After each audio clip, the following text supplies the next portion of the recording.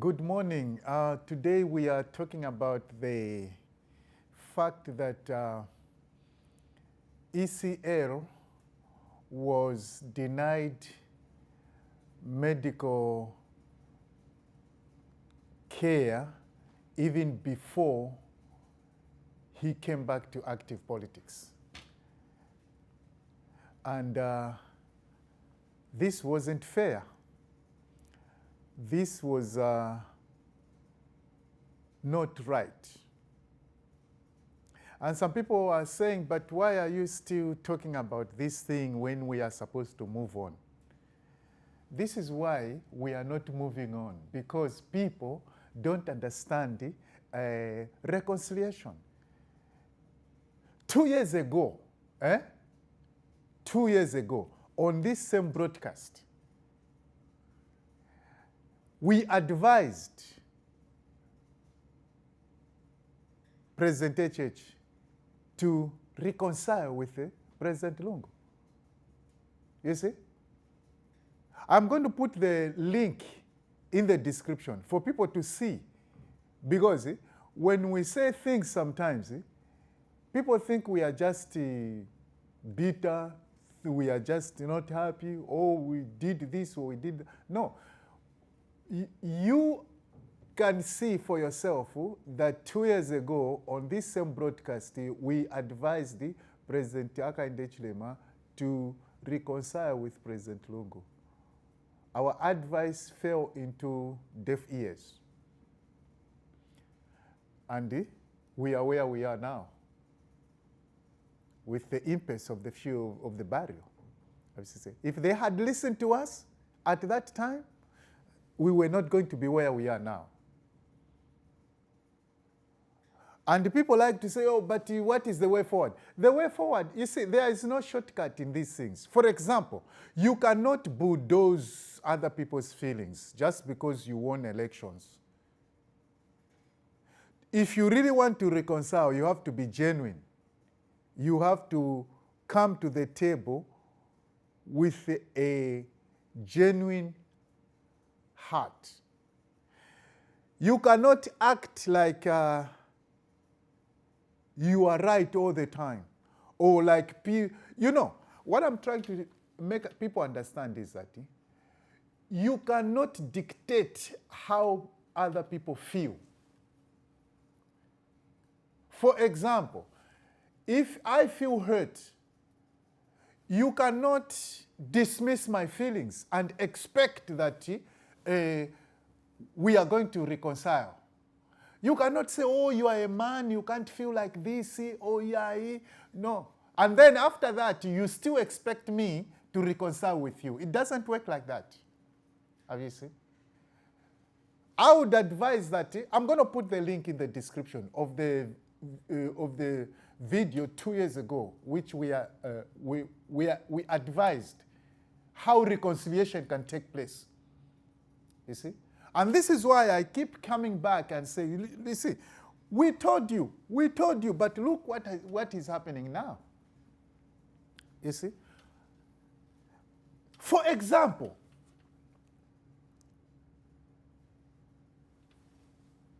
President HH was told clearly that he shouldn't attend the funeral.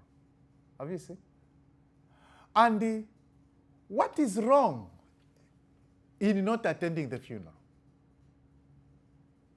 What is wrong in not attending the funeral? Because, you see, the majority of Zambians now, they are young, so they don't know what happened before. Isembiri Zakare, we know. There was a time President Kaunda declared a national mourning, a state funeral. He wasn't even in the country. I think I was very young that time. I don't know if I was still at Thornpark Primary School or I was at Munali. I don't remember very well. It was a long time ago, you know. I think there were about 3 people that died. I think one or two of them were ambassadors.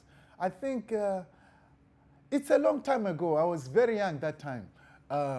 I know that one of them was something like an ambassador from China, an ambassador to China.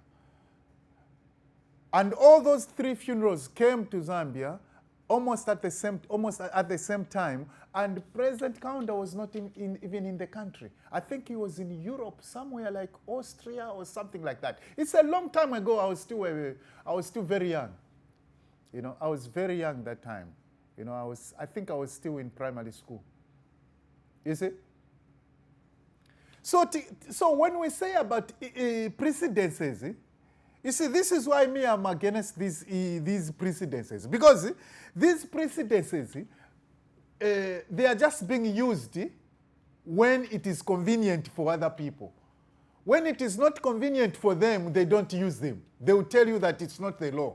But they want us to accept that these are laws, but they have never been passed by an act of parliament. Have you seen? So themselves, they can disobey them, but they want to force the rest of us to be obeying precedences. No.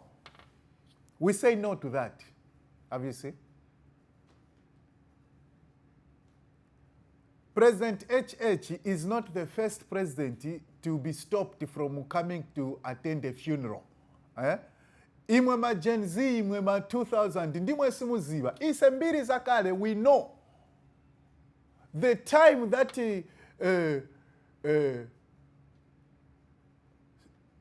Mr. Simon Mwansakapwepwe, those are freedom fighters. When he died,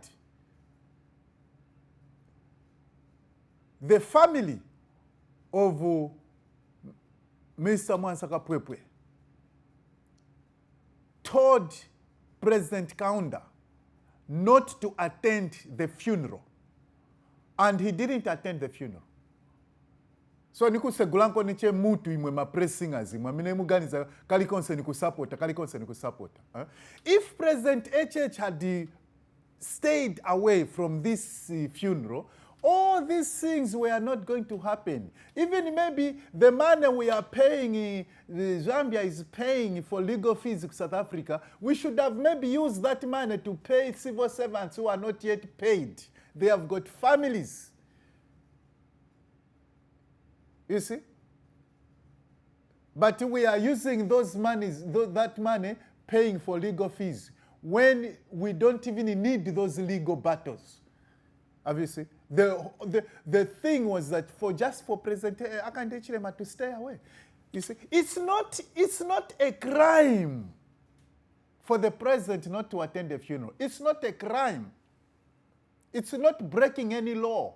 If they tell him that he shouldn't attend a funeral, there is no law that has been broken by that. You tell me which constitution, which chapter in the constitution says that if the president is stopped from attending the state funeral, then the law has been broken and it is how many years in prison or fine. Where is it written? Nothing. Obviously. So, HH is not the first president to be told not to attend the funeral. President Kaunda was told not to attend the funeral of Kapwepwe, and he didn't attend. Okay? Even in South Africa, President Zuma was told not to attend the funeral. I think it was, I know the name. I think it was, the funeral of, there's a certain gentleman, I think his name starts with I. You see? He said that when he dies, President Zuma shouldn't attend. And it's true, he didn't attend. You see? Here in America, President Trump was told not to attend the funeral of Senator John McCain. He didn't attend. So what is special about President HH? If you are told not to attend the funeral, you don't attend. You don't bulldoze yourself into attending a funeral where you are not welcome. No, it's not part of the job description of the president to be attending funerals. Okay? And Imama Pressingers, you have to understand, because you are the cause of all these problems, because you keep supporting things which are wrong. Okay? At the death of a person, next of kin is the family, not the government. The government, where is it written in the Constitution that the government is the next of kin of a president? Where? Which Constitution? There is nothing like that. There is no act of parliament like that. Have you seen? In problem ya autocracy. Have you seen? Not democracy. This is autocracy. There's a difference between democracy and autocracy. You see? There are so many different forms of government.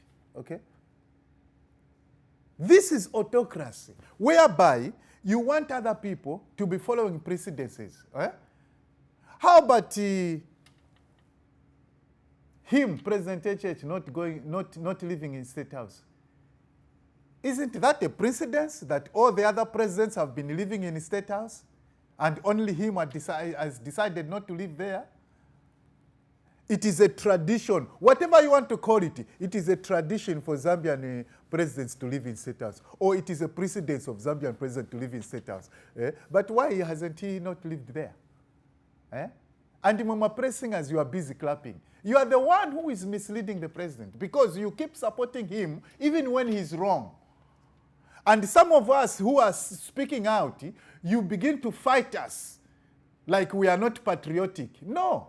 To be patriotic doesn't mean that I have to support everything which is wrong. No. To be patriotic, I have to stand on the truth.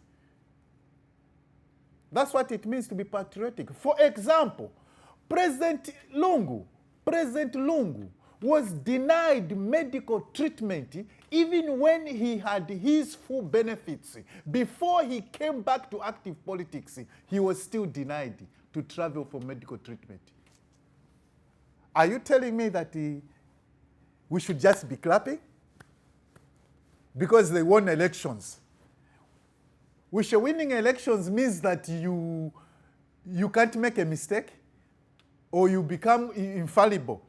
Or maybe you won elections against God, and you became the elder brother of God, or you became the God of God. Listen, winning an election is not a blank check. Have you seen? Winning an election is not a blank check. And this is a problem with the Attorney General that we have.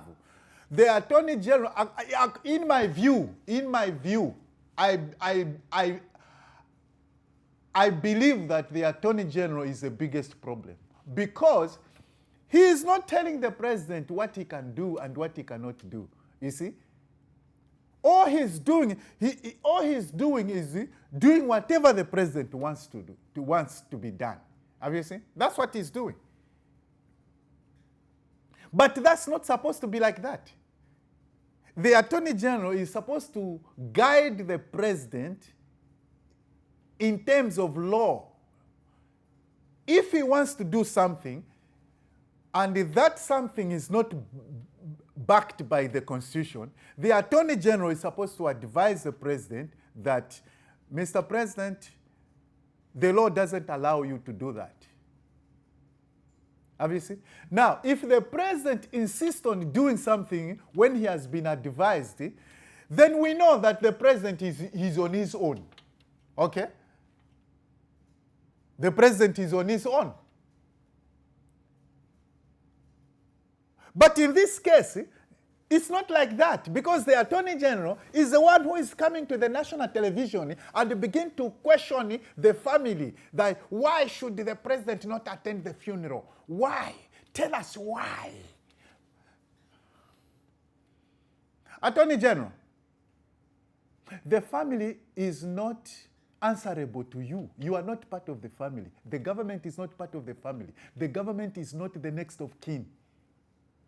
They don't have to explain to you why, because it's not constitutional. They chose. You see? The family chose that, oh, we want friends and family.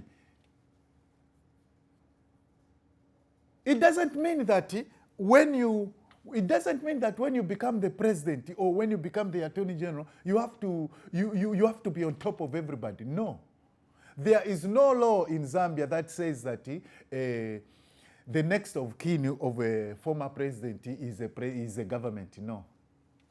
Everybody comes from a family. And it is from the family that we go to the extended family. From the extended family, we go to neighbors, we go to our political parties, we go to the nation. Obviously. So the root is still the family. If you wanted the family to live at peace, you should have reconciled with these people. We advised you 2 years ago. There is a record. People who think I'm just talking, go back 2 years ago on this same channel, on this same platform. We advised that they should reconcile. And nothing was done. So now we are facing the consequences of these things. How can you deny a person? Because now the argument is that, oh, he came back to active politics. That's why he was denied to travel for medical treatment. But the records are there. Even before he was in retirement, he wasn't still allowed to go to medical treatment. In retirement, with full benefits, he was still not allowed to travel for medical treatment. Have you seen? When he came back to politics, he was still not allowed to come back to travel for medical treatment. Have you seen? So when you want to reconcile, right, you have to start with that, because that is what is hindering the reconciliation. People are hurt by what you did as a government. Have you seen? So you have to come to a point of admitting wrong. Even if you won an election, you can still be wrong. So humble yourselves and calm down. You see? The next thing you can do is pass laws in Parliament. Acts of Parliament. Pass laws in Parliament. Laws that will allow you to bulldoze a funeral. Laws that will allow you to mistreat other people. Pass them. You have got the majority. Pass them. Why are you not passing them when you have got the majority? You see? So, ECL was mistreated. We have to admit that. And this government is the one that allegedly mistreated ECL. And that is hurting a lot of people, including the family, including me here. You understand? So reconciliation will start from where the pain is, not where the problem is now. Have you seen? And this is what people don't understand. People come to me and say, oh, BAPHIRI, okay, let's just move on. We can't move on. How am I going to move on when you have injured my leg, I can't walk, and then you are telling me to move on? How? You start by healing the leg in which you have hurt me. That's where you start from. Take me to the hospital, they heal me the leg. The leg now is okay. That's when you can start, BAPHIRI, let's now move on. We are not moving on anywhere, if you don't know. You see? Oh, yeah, maliro yankala manengi. Oh, yeah, chakuti. No. Even the South African law says next of kin. Okay, if the government thinks that they are next of kin, right? Okay. In South Africa, sometimes, when there is no clear next of kin, you know what the government does? They take DNA to determine who is the rightful next of kin. So, tell me, which blood are we going to submit to South African government that we want DNA? Because the government doesn't have any blood. It is the family that has got blood, which can go to the lab to be tested. The government doesn't have blood. The government is not the next of kin, even in South Africa. And people were telling me that, oh, about the Nigeria president Anafa, the Nigerian president died, and the government, they brought him back. Yes, because it was the government that sent him for medical treatment. In our case, ECL was stopped by the government to go for medical treatment. How do you expect the same results with different scenarios? I know there are people who are going to criticize me. You are welcome. Let me hear your comments and make sure you subscribe to this channel for the latest. Thank you for listening. God bless you. God bless everybody. Thank you.